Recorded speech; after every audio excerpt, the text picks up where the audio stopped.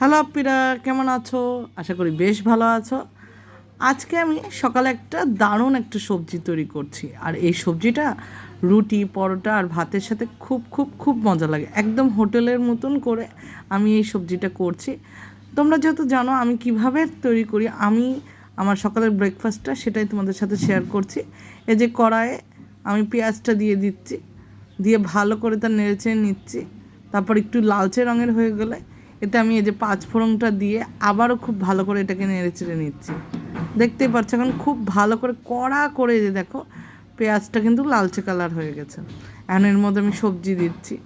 আমি এখানে সবজিতে দিয়েছি আলু, পটল, কুমড়া, আর একদম হোটেলের মতন করে তৈরি করছি তো তাই এখানে দিয়েছি এই দেখো একদম মরিচ বাটা দিয়েছি, শুকনো মরিচ বাটা, আদা রসুন দিয়েছি, দিয়ে যে খুব ভালো করে নেড়ে নিচ্ছি।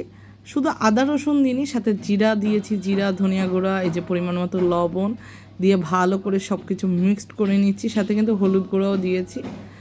এই যে তোমরা দেখতেই পাচ্ছ আমি কিন্তু ঠিক যে স্টাইলে তৈরি করছি এটা একদম হোটেলের মতন করে, একদম হোটেল যেরকম আমরা কিনে আনি না যে সবজিটা, ঠিক সেভাবে করছি। এই যে এখন আমি এখানে তেজপাতা দিয়ে পানি দিয়ে দিচ্ছি, দিয়ে এটাকে কিছুক্ষণ ফুটতে দিব, তাই এই যে ঢেকে রাখছি।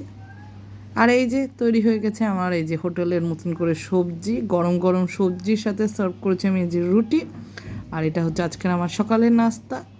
আমার যদি ভিডিওটা ভালো লাগে তাহলে অবশ্যই আমার ভিডিওটা অবশ্যই লাইক করবে, কমেন্ট করবে, আর বলবে ভিডিওটা কেমন হয়েছে, আর তোমরাও এই রান্নাটা একবার ট্রাই করে দেখবে।